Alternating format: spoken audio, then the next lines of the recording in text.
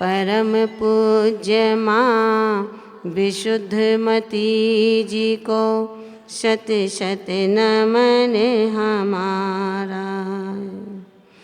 परम पूज्य गुरु विशुद्धमती जी को शत शत नमन हमारा। जब बोलिए अनंतानंद सिद्ध परमेष्ठी भगवान के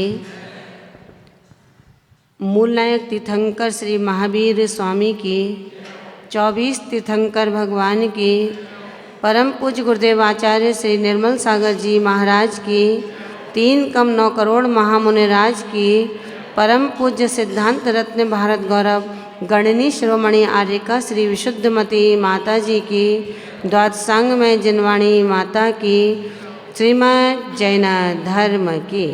बोलिए परम पूज्य आर्यका 105 श्री विज्ञमती माता जी की, आर्यका संघ की वंदामी माता जी। अपनी बात का शुभारंभ जिनवाणी वंदना के साथ करती हूँ। हे विद्या की देवी मुझको यही एक वर दो, मेरी शक्ति मेरी भक्ति अजर अमर कर दो, मेरी शक्ति मेरी भक्ति अजर अमर कर दो। चैतन्य मालिनी ज्ञान शालिनी हो, चैतन्य शालिनी ज्ञान शालिनी एक हे भगवत माता, हर मेरा मिथ्या स्वभाव दे दो सम्यक साता, हर मेरा मिथ्या स्वभाव दे दो सम्यक साता। हे शारद हे बागंगे तुम परम दयालु हो, भव्यों के भावों का शोधन करने वाली हो, भव्यों के भावों का शोधन करने वाली हो। वाणी हो वीणा सी मधुकर ज्ञान अखंड बने,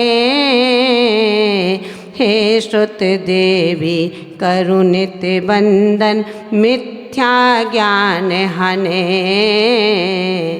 हे श्रुत देवी करुणित बंदन मिथ्या ज्ञान हने। जबरी द्वादशांग में जिनवाणी माता की, पूज्य माता जी के श्री चरणों में वंदना निवेदित करती हूँ। मंचासीन स्नेही आर्यका वृंद, उपस्थित धर्म स्नेही भव्यात्माओं, तलवंडी की इस पुण्य धरा पर हम सभी बैठे हैं भगवान महावीर के संदेशों को, शिक्षाओं को, उपदेशों को पुद्गल शब्द बरगड़ाओं से कर्णांजलि के माध्यम से पान करते हुए आत्मा के हर प्रदेशों को स्पर्श करें, क्योंकि कहा है पुराण वही है जो प्राणों में समा जाए। तो आज शुभारंभ करती हूँ जैन दर्शन के उस आख्यान का जो मात्र व्याख्यान बन करके नहीं रहा, वरन जिसने देशना के योग्य व्याख्याता बना दिया। ऐसी वो देशना जो तीर्थंकर के मुख से निर्गत होती है और चातक पक्षी वत भविकों के हृदय प्रदेशों में उतर जाया करती है। संसार की रीति बंधन को प्राप्त हुई किससे? किससे प्राप्त हुई? मेरे विचारों से। किससे प्राप्त हुई? मेरे आचारों से। किससे प्राप्त हुई? मेरे मित्र से। किससे प्राप्त हुई? मेरे शत्रु से। जैन दर्शन की व्याख्या को समझना स्वर्ण पात्र में शेरनी के दूध को रखने के समान है। मन में आया सो नहीं कहना, तीर्थंकर ने जो कहा है। अभी भैया जी ने मंगलाचरण किया था ना, कौन सा किया था याद है? आचार्य कुंद कुंद स्वामी के ग्रंथ समय सार का ग्रंथ किया था, बंदित तू सब सिद्धे। मैं वंदना करता हूँ सब सिद्धों की। सब कहते हैं मैं आपके भीतर बैठे परमात्मा को नमस्कार करता हूँ, लेकिन कुंद कुंद स्वामी ने आपके भीतर बैठे परमात्मा को नमस्कार नहीं किया। तो कुंद कुंद स्वामी ने गलती की फिर तो, है ना? क्या कहेंगे? वंदित तू सब सिद्धे। मैं सब सिद्धों की वंदना करता हूँ, मैं सब सिद्धों को नमस्कार करता हूँ। कौन से सब सिद्धों को नमस्कार करता हूँ? आपके भीतर बैठे सिद्धों को नहीं। ध्रुव मचल मणु भवम गयम पत्ते, जो ध्रुव अचल अनुपम गति को प्राप्त हो चुके हैं। क्या कहा उन्होंने? समझ में आ रहा है ना? मैं सब सिद्धों को नमस्कार करता हूँ। कौन से सब सिद्धों को नमस्कार करता हूँ? जो ध्रुव अचल अनुपम गति को प्राप्त हो चुके हैं। मैं उन सब सिद्धों को नमस्कार करता हूँ जो कर्मातीत हैं, जो कर्म से ग्रसित हैं। वो कैसे सिद्ध हैं? जो कपड़ा सिला नहीं है उसको सिलने के लिए डालते हैं पहनने के योग्य, और जो वस्त्र पहनने के योग्य बन चुके हैं उन्हें कोई सिलाई कराएगा क्या? सोचना। आप प्रातःकाल उठ कर के स्नान करते हैं, क्यों? शुद्ध होने के लिए। और जो स्नान कर चुका वो स्नान करेगा क्या दोबारा? नहीं करेगा ना। जो भोजन कर चुका वो कहेगा कि मुझे भूख लगी है? नहीं कहेगा। जो भूखा है वो भोजन करेगा। मित्रों, आचार्य कुंद कुंद स्वामी कहते हैं मैं वंदना करता हूँ वंदित्व सब सिद्धे, ध्रुव मचल मणु भवम गयम पत्ते। जो ध्रुव अचल अनुपम गति को प्राप्त हो चुके हैं वो उन सिद्धों की वंदना करता हूँ।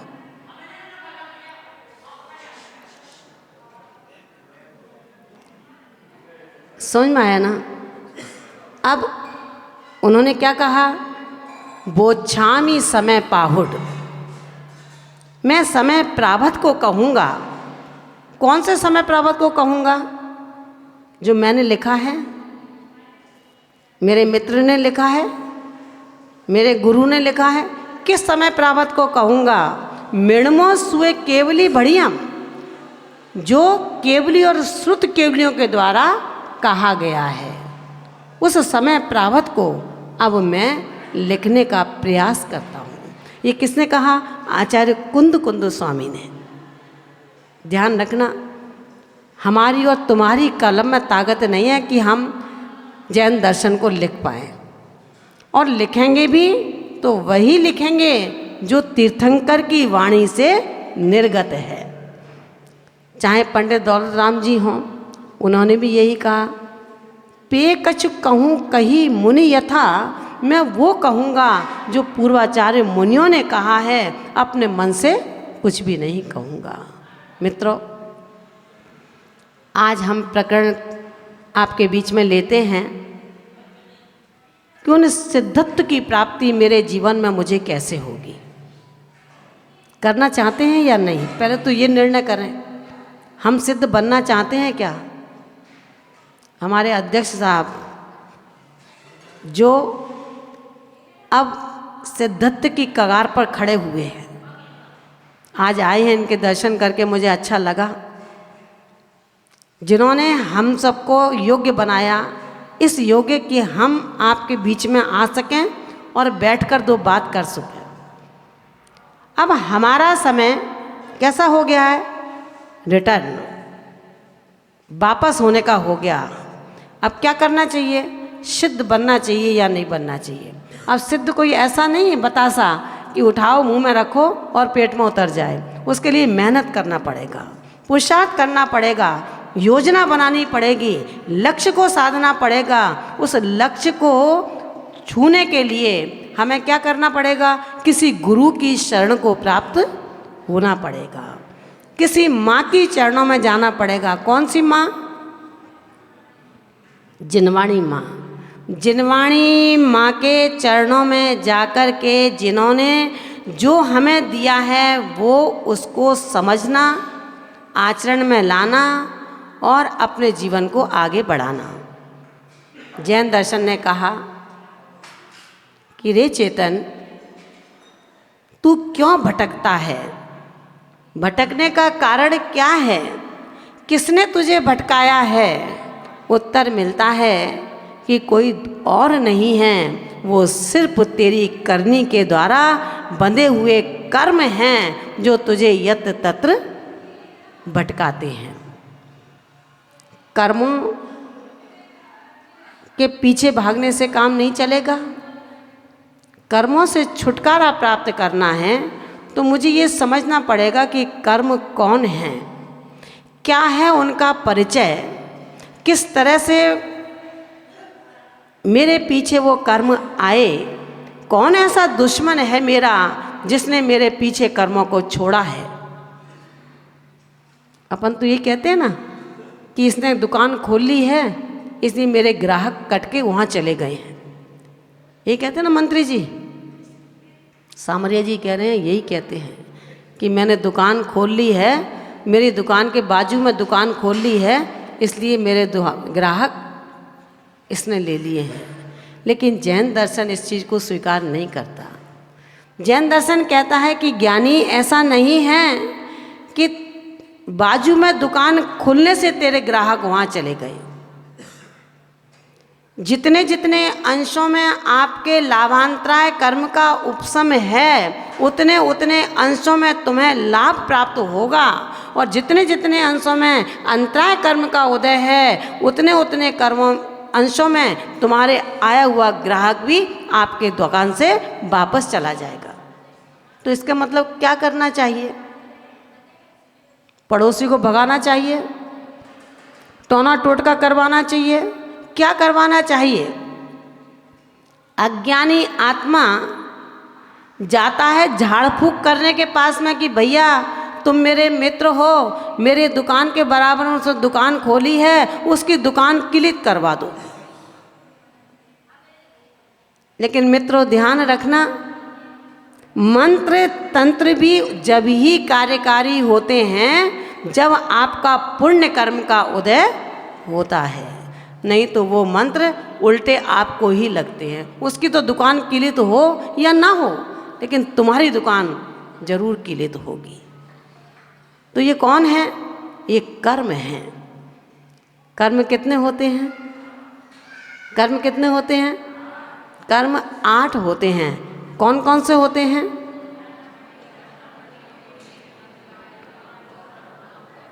ये आपको रटे पड़े हैं, सबको याद है ना?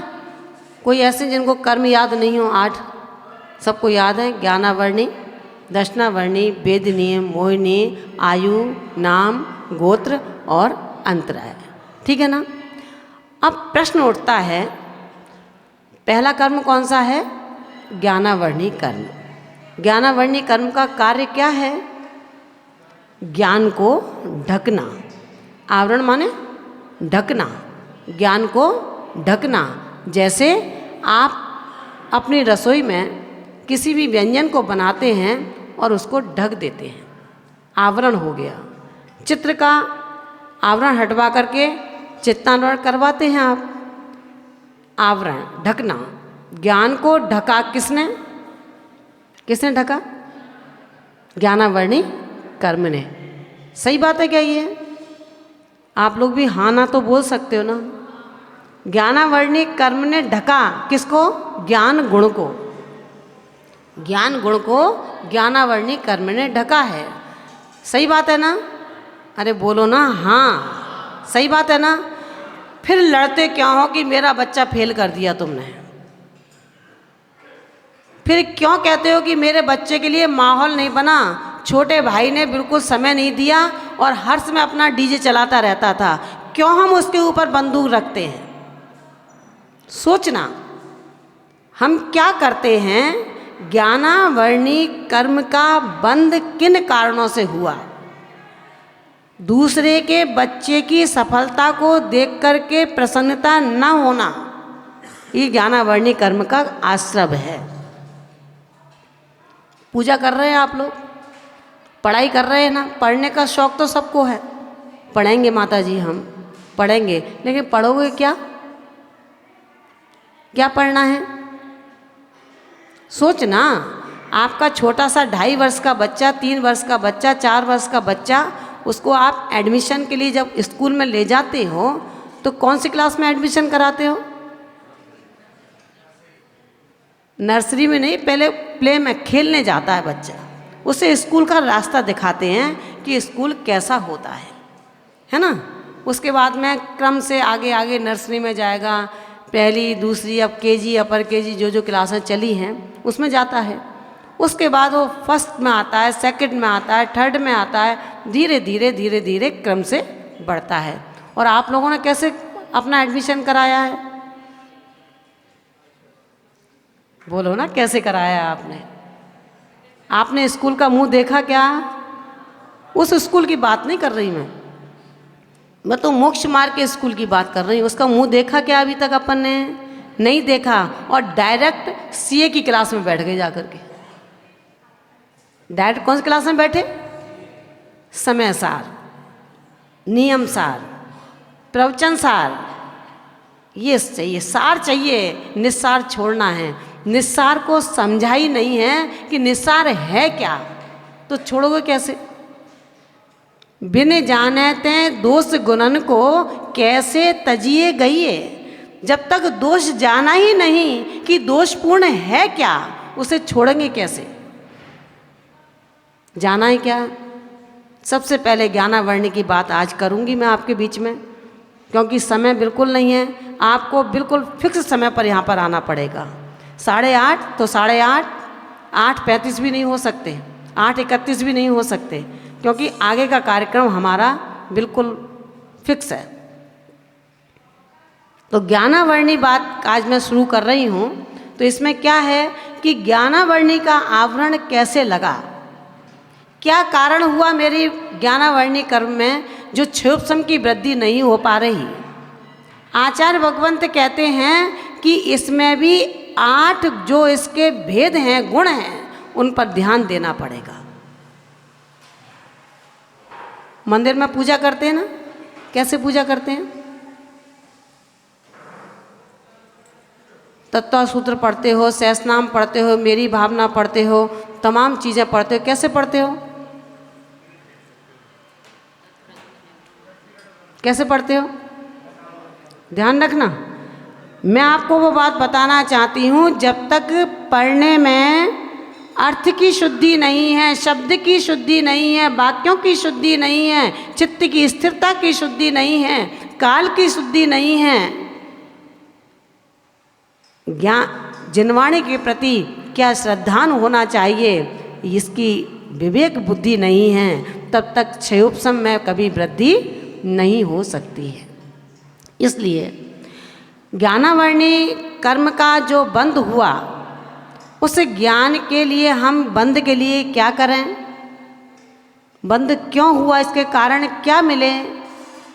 आचार्य उमा स्वामी भगवंत तत्वार्थ सूत्र ग्रंथ के अंतर्गत सूत्र को उन्होंने लिपिबद्ध किया। तत्प्रदोष निन्नम मात्स्यंतराय साधनोपघाताघात ज्ञान दर्शना वर्णयो। तत्प्रदोष, हर समय एक दूसरे की बुराई करना। आप लोग तो करते ही नहीं होंगे बुराई, तलवंडी वाले तो कर ही नहीं सकते, वो तो बहुत अच्छे हैं। करते हो क्या? हमारे सामरिया जी कह रहे हैं, मंत्री हैं ये, इनका शासनकाल में हम बैठे हैं यहाँ पर?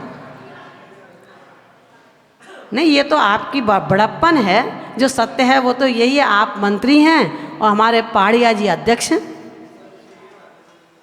अब बात ये सोचनी है कि कितने अध्यक्ष हो गए और कितने आगे और होने हैं। जो हो गए वो तो भूत बन गए, समझना, जो हो गए वो भूत हैं। अब आप कहोगे भी कि राजमल जी पाटौदी साहब भूतपूर्व अध्यक्ष आए हैं, कहोगे नहीं कहोगे? तो ये भूत हो गए। और जिसने पद को लेकर के मद में नहीं झूला वो अभूत हो गया। आप लोग अभूत बैठे हो, ध्यान रखना। अब प्रश्न ये है, तत्प्रदोष, जो दूसरों के दोषों को देखता है, जिसका काम दोष देखना ही है। छिद्रान्वेषी, जिसका काम दोष देखना है। आचार्य भगवंत कहते हैं जो दूसरों के दोषों को देखता है, अपने गुणों को देखता है, वो नीच गोत्र का आश्रय करता है। मैं विषय से विषयांतर नहीं होना चाहती हूँ, इसलिए ज्ञानावर्णी की बात चल रही है। ज्ञानावर्णी का आश्रय क्या हुआ? तत्प्रदोष निर्णव। आपको इस योग्य किसने बनाया? किसने आपको धर्म का प्रथम मार्गदर्शन दिया? कौन है आपका प्रथम ज्ञान दाता? उसके नाम को न बताकर, जिसका नाम बहुत पॉपुलर हो रहा है, उसको नाम को बोलना, सत्य को नहीं बोलना, ये ज्ञानावर्णी के आश्रय के कारण हैं। जितनी आज क्षमता है, इस क्षमता को धोने का कार्य वो करता है जो निर्णव, तत्प्रदोष, मात्सर्य, अभिमान करता है अपने ज्ञान का। मैं बहुत बड़ा ज्ञानी हूँ। बेशक ज्ञानी है या नहीं है, 10 गाथाओं को रटने से, 1000 गाथाओं को रटने से ज्ञान नहीं होता मित्रों। ज्ञान सम्यक ज्ञान हो। इसलिए आचार्य भगवंत कहते हैं तत्प्रदोष, निर्णव, मात्सर्य, ये जो हैं, इन सब में हम बचने की कोशिश करें तो हमारा ज्ञानावर्णी का आश्रय नहीं होगा। इसके बाद में आचार्य पूज्यपाद स्वामी ने और कहा है कि इसके जितने भी श्रुत को पढ़ें, किस तरह पढ़ें, श्रुत का बहुमान किस तरह करें, श्रुत संवेगी किस प्रकार बन सकते हैं, अपने बच्चे को हम कैसे योग्य बना सकते हैं। आपका बच्चा फर्राटेदार याद करने लगे, इसका तरीका क्या है?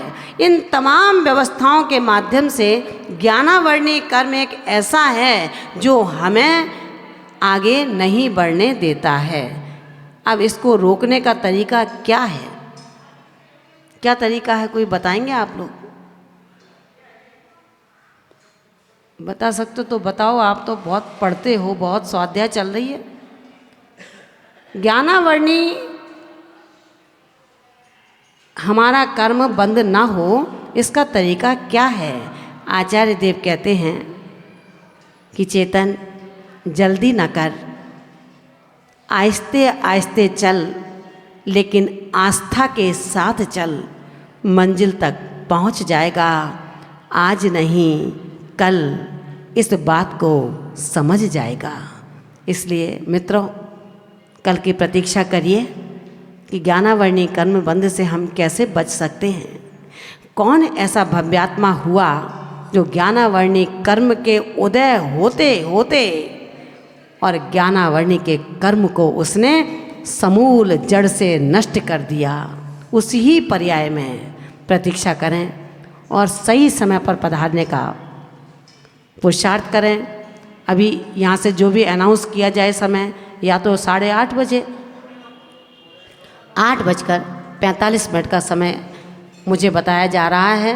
तो आप सब लोग 8:45 मतलब यहाँ प्रवचन की श्रृंखला प्रारंभ हो जानी चाहिए। तो आप समय का ध्यान रखेंगे तो आपको सब कुछ सुनने को मिलेगा और समय को देखते हुए मुझे जितना समय मेरी गुरु माँ ने इशारा किया है कि इतने बजे तक प्रवचन आपको पूरा करना है, तो बस हमारा टाइम पूरा हो चुका है। 1 मिनट बाकी है, उस 1 मिनट में जिनवाणी स्तुति करेंगे। उसी क्षण में मैं आपके लिए प्रार्थना करती हूँ, वो परमात्मा आपको असीम सौंदर्यता, चिरंजीवता, आरोग्यता और समृद्धता देता हुआ सम्यक ज्ञान की ज्योति का प्रज्वलन आपके हृदय में करे। इन्हीं भावनाओं के साथ दोनों हाथों को ऊंचा कीजिए और लगाइए जयकारा। जवले तीर्थंकर आदिनाथ भगवान की, परम पूज्य सिद्धांत रत्न भारत गौरव गढ़नी शिरोमणि आर्यका श्री विशुद्धमती माता जी की, श्रीमद् जैन धर्म की।